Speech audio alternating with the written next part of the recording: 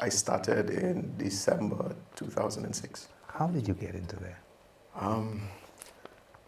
I was actually job hunting for quite a while. I was 19 years old, and my godmother, or my grandaunt, Geraldine Rock, recommended or referred me to Mr. Kajada. Had you worked anywhere before? Just internship at Lucelec. From Heraldine recommending Renault, how did you actually get the job? Now, that was funny though. I called him. He asked me to meet him at the office for a particular time. I think it was like 10 a.m. I stayed there for the whole day. Eventually, I met him at 4:45 p.m.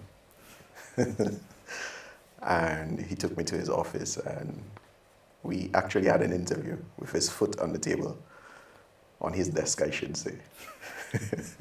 What was your first impression of him?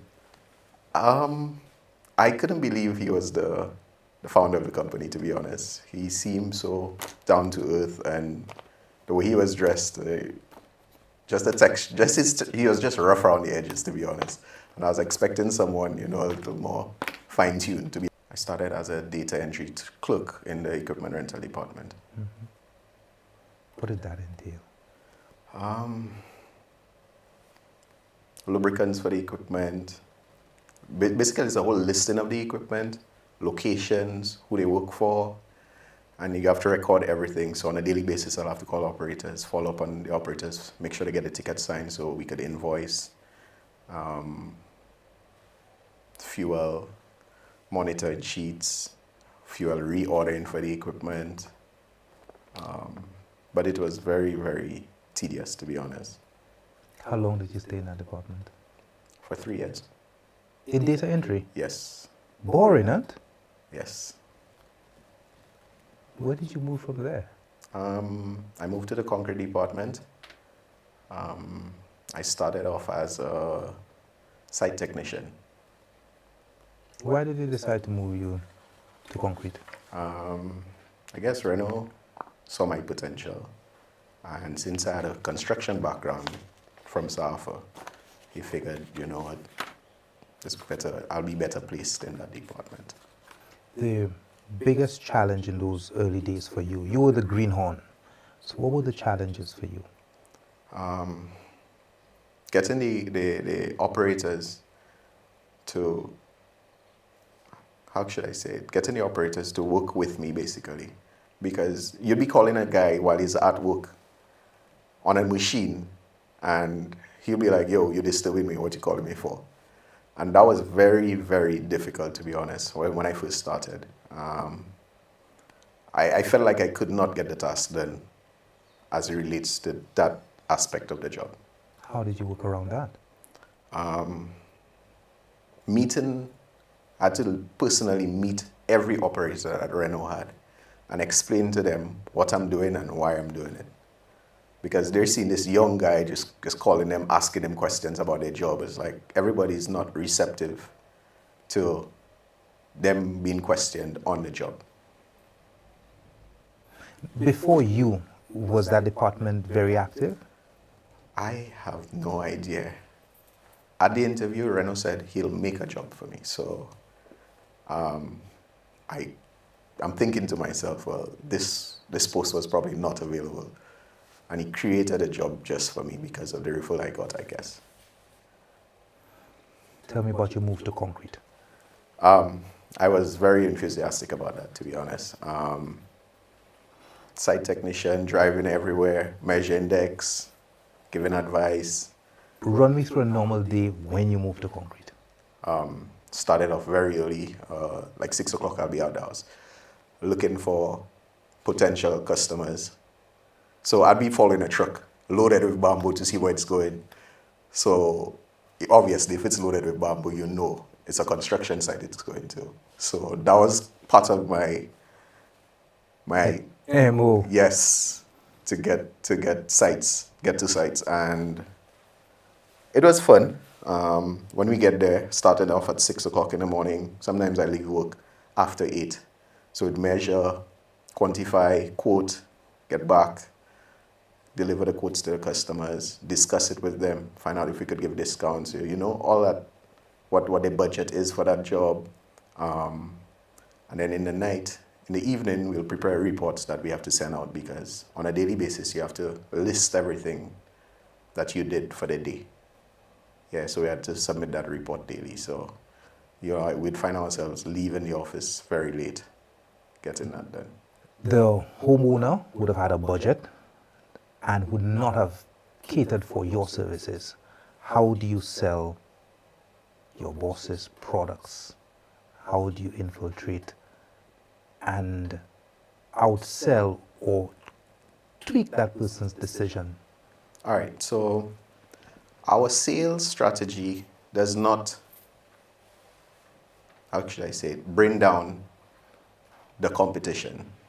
We speak about ourselves only, right? So we'd approach people telling them about the advantages of doing business with CI Limited. One of the main ones was time. We understand that, you need to get your job done in a timely manner. We respect time. We are on site early. Yeah, and we have a fleet of, now we have a fleet of 18 concrete trucks. So this would aid in getting an order done in a certain period of time. So this is something I would have used as a marketing tool or selling tool. What were some of the normal pushbacks? We don't want concrete. We don't want your concrete. We already have our supplier. Yeah, our prices were a little high, to be honest. Your concrete carried a stigma. It did. How do you think that you got that reputation? And more importantly, over the years, how did your work on improving? All right, so when I got there, I had to do a lot because this was like a self-learning job for me. I didn't know much about concrete. Yes, I was into construction, I had a construction background, but I didn't know much about concrete. So on a daily basis, I'd find myself reading, trying to understand the do's and the don'ts about concrete. Right? When I got in, there was this stigma about, Renault concrete not being good or whatever the case is. But personally, I have not experienced this. So I would market our concrete plant as the top on the island. We had this plant that would produce 100 cubic yards of concrete in an hour. Measures everything plus or minus 5 kilograms maximum. So you are very, very precise when you're using a concrete plant like that. It's a wet concrete plant. It's not manual batched. It's not a manual batch plant. Everything is fully automated. In the early days, what's the one client that you landed, big job you landed by yourself that still stands out today? Let me think about this. There was this contractor. His name is Egbert Flood. It's a house in Cap Estate. It was a huge house in Cap Estate. And this one was on my own. I think that was like 11 days into the new post. And I landed that job. And this guy never asked for a discount, nothing. This guy was like, I appreciate the way you approach me, and I'm going to do business with you. You're like a breath of fresh air. Because everybody else came before you and was talking bad about the other suppliers. You came and you only spoke about what you were going to do for me. Yeah, and this is how I landed my first job. What was Renault's feedback? I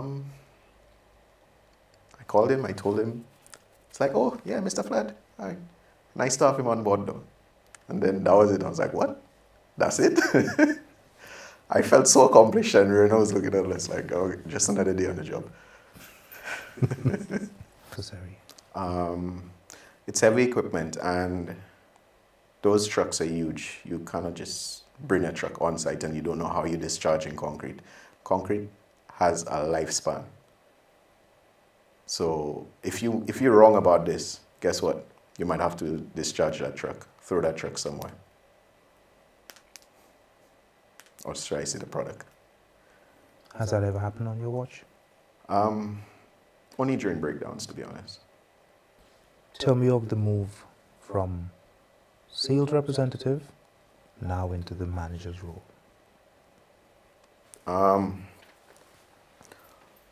Considering that I started from the bottom and I worked my way up, I noticed ways to improve on the department, right? So me getting into there, I already had a vast knowledge as to what I wanted to achieve when I got to that point. Because I was on the bottom and I noticed some stuff just wasn't working out. So I made it a lot easier for the client and easier for the company as well. Give us a couple, 4 years you worked as a sales representative and you saw some of the challenges in the production cycle. When you became the manager, what were some of the low-hanging fruits that you tried to correct from the onset for better productivity? All right, so additives.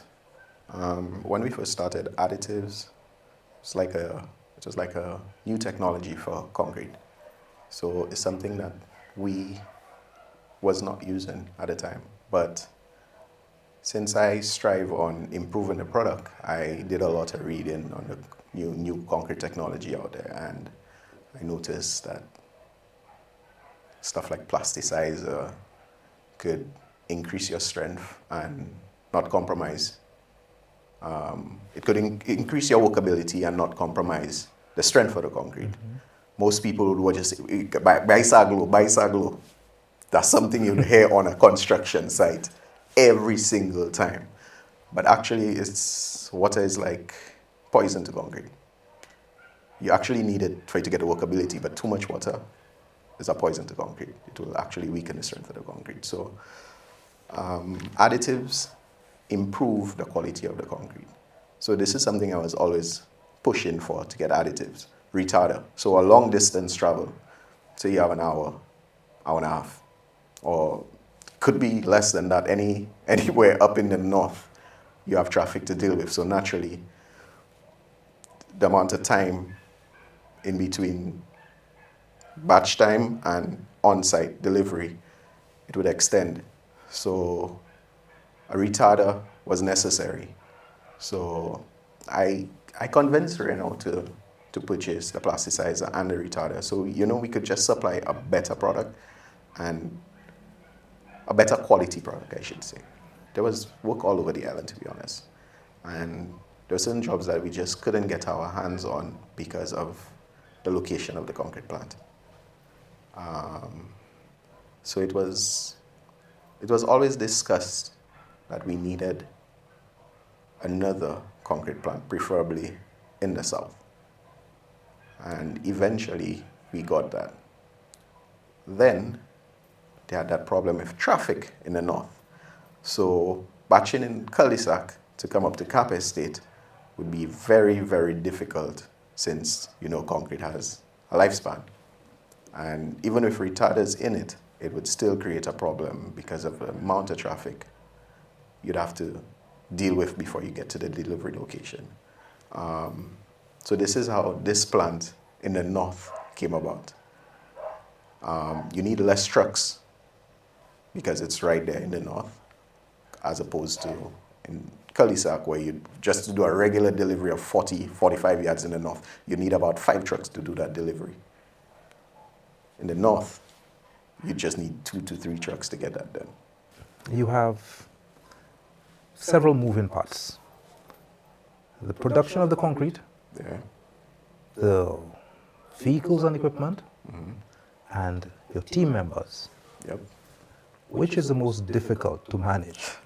The human resource part of it. How so? So you have your schedule for the day. You expect all your workers to come to work. And if you're not coming to work, you expect them to call, hey, I'm not coming to work today. for whatever reason. Only to find out that you have a tight schedule and minimum stuff. It's like skeleton stuff. How are you going to do this? And this still has been my biggest problem in executing the job. What contingencies have you put in place?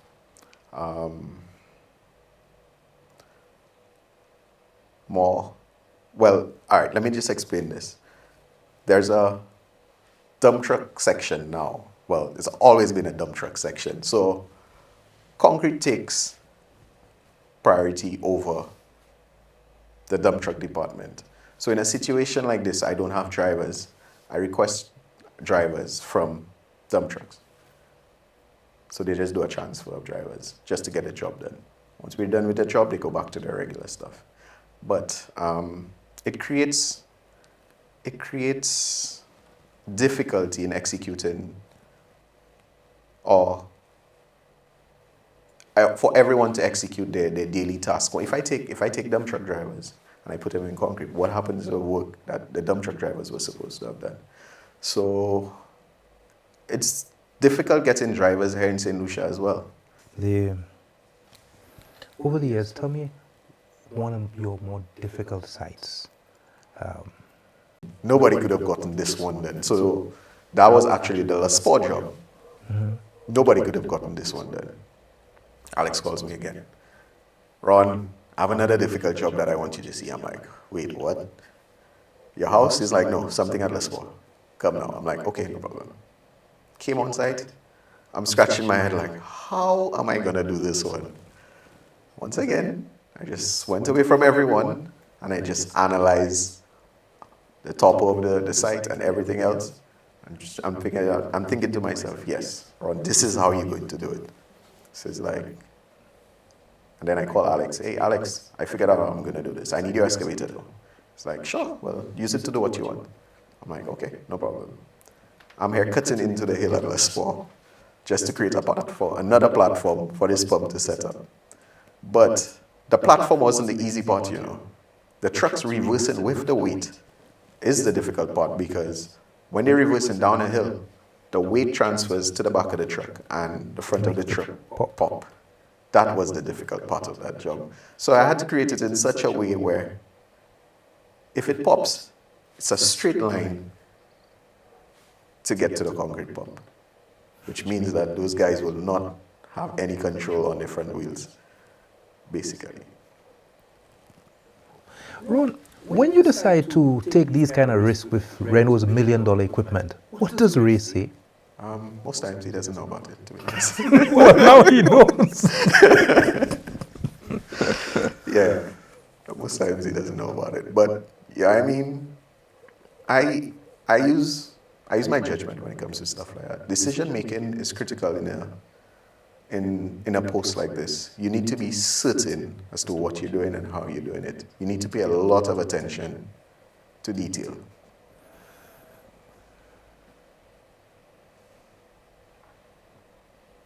Have you ever had accidents on site?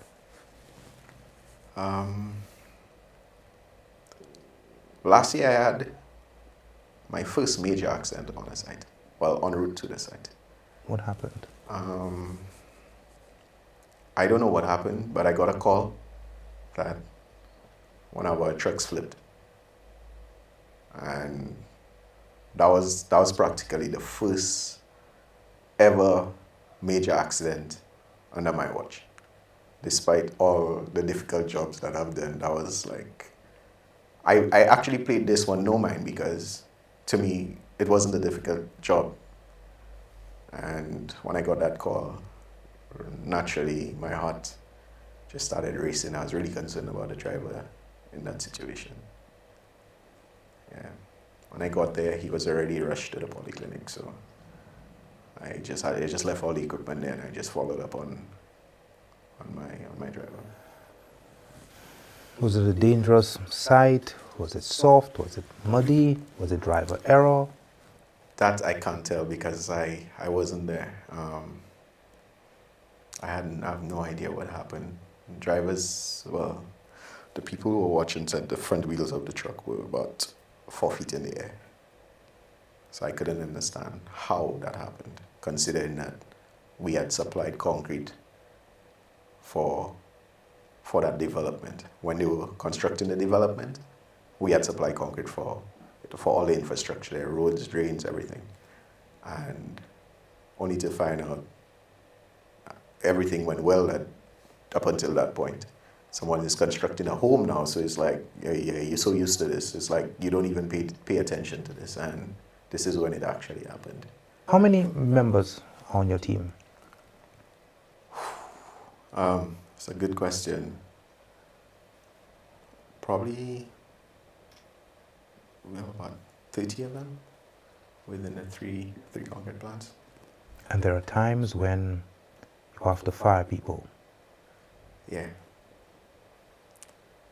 That is the difficult part, because while I understand that they're not executing up to the standard, I do understand that most of them, majority of them, have families to feed. So I actually approach this one in a very sensitive manner.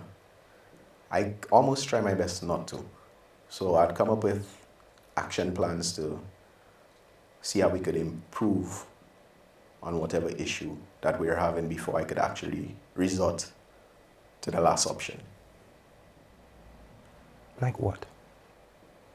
Action plans or? Action plans. So tardiness, since we strive on time, concrete getting on site in a timely manner. Tardiness is something that would affect the delivery of concrete. If the workers are coming to work late, then obviously the delivery would be late. So in a situation when it comes to tardiness, I would sit down with them, discuss, ways so that we could probably start earlier. What challenges are you having getting to work? Is it a you problem, or is it a problem based on your location? So I would sit down and have open discussions with them as to how we can work together to get this done. Reno is a very hands-on micromanager. I've seen him in action. Yes, sir. He has a shovel, he wants to be on a tractor, he wants to pour concrete, and he wants to drive a truck whenever possible. Yes. Considering his micromanaging and hands-on approach, tell me of some of the clashes between you and Ray. He pays attention to detail, right? And he would want to know what's being done on a daily basis.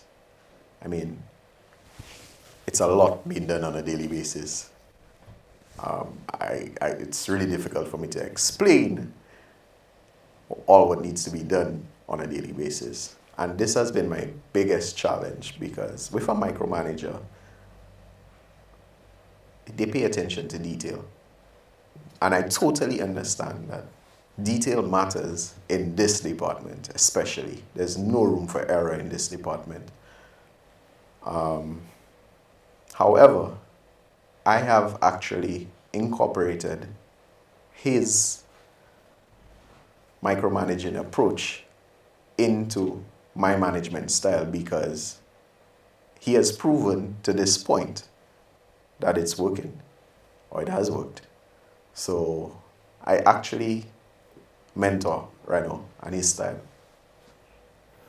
Was there ever a time that you all had a big log ahead? You see it one way, you're going to deliver at this site, no matter what, and you have that customer, and you send in these trucks with that batch, and Ray says, hell no. Yes, we've butt heads quite a bit, to be honest. To the point where it actually threw me off balance. Like mentally, I was like, wow, do I really have to go through this today?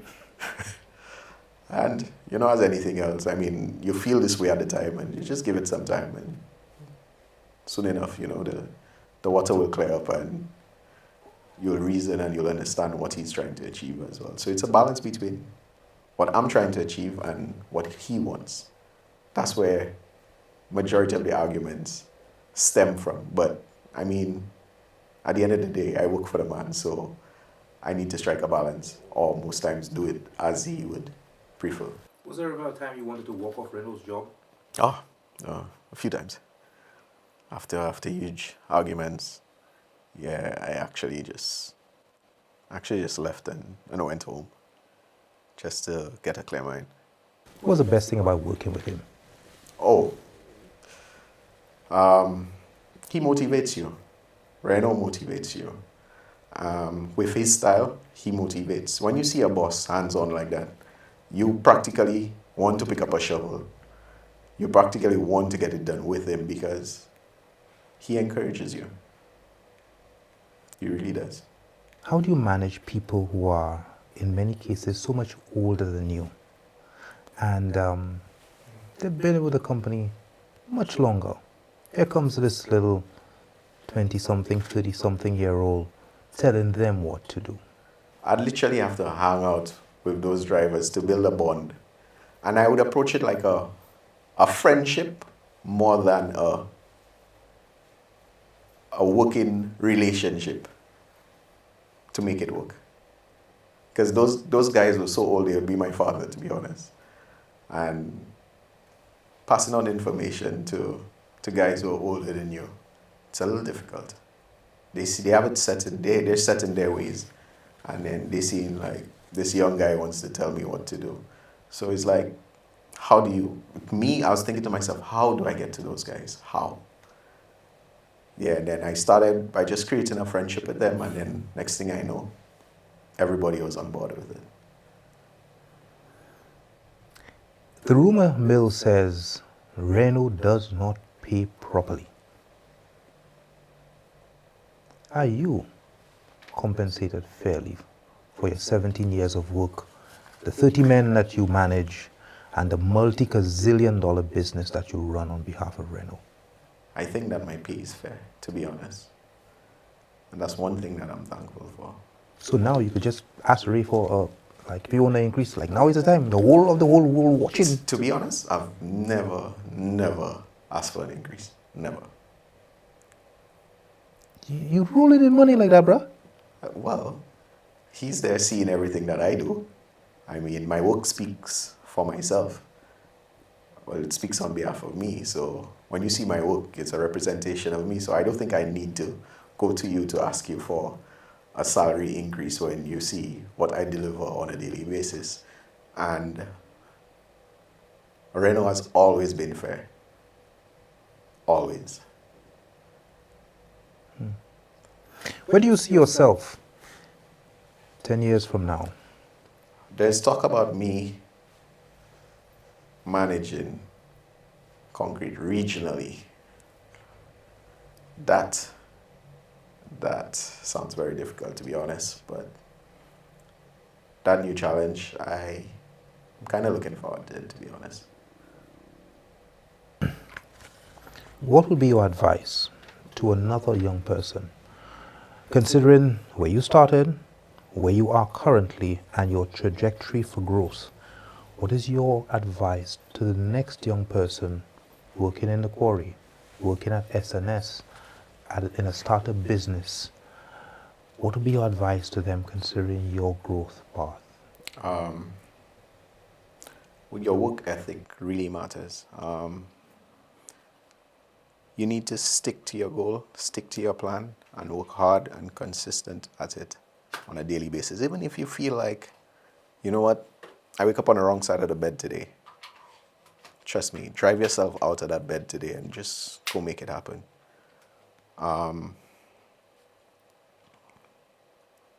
Your attitude towards work, it really matters.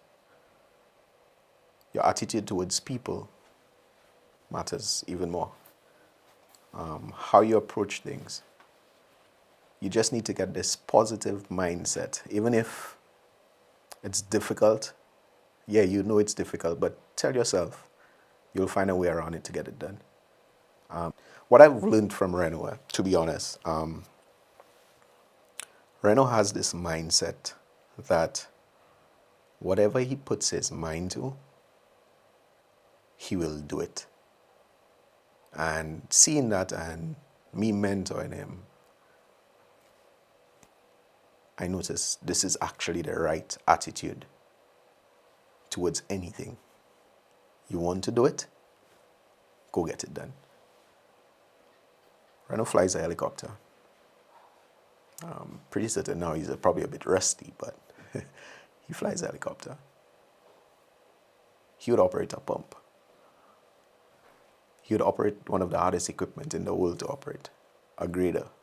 That has livers all over. I sat in this and I didn't even know where to start. But he did it. So that means it can be done. There are people doing it. Believe in yourself. Find the right path. Find what you need to do to get it done, and you will get it done. This man improves and excels at everything that he does. So I'm really trying to mimic myself to Reno. I am family oriented, and if I'm not at work, you're guaranteed to find me with family. So everyone understands that Ron is all about work. But I have this 14-year-old who topped the island in 2020. And this, I had to devote a lot of time to her success. I mean, behind the scenes as a parent, you know, there's lessons you have to drop her to pick up from. There's stuff she does not understand, you have to explain. You have to review her work every time she comes home from school to find out what challenges she had. And I would look for problems to correct as opposed to looking at the better side of it. I look for the bad. Well, I used to be good at basketball. Used to. But now I'm getting old, so. You can still play? Once in a while. Only when there's a tournament coming up, you'll find me trying to get myself in shape to go play that tournament. I will follow you. We'll see what actually happens. Trying to get myself in shape, you know, trying to get ready for that tournament. There's actually a tournament starting soon. So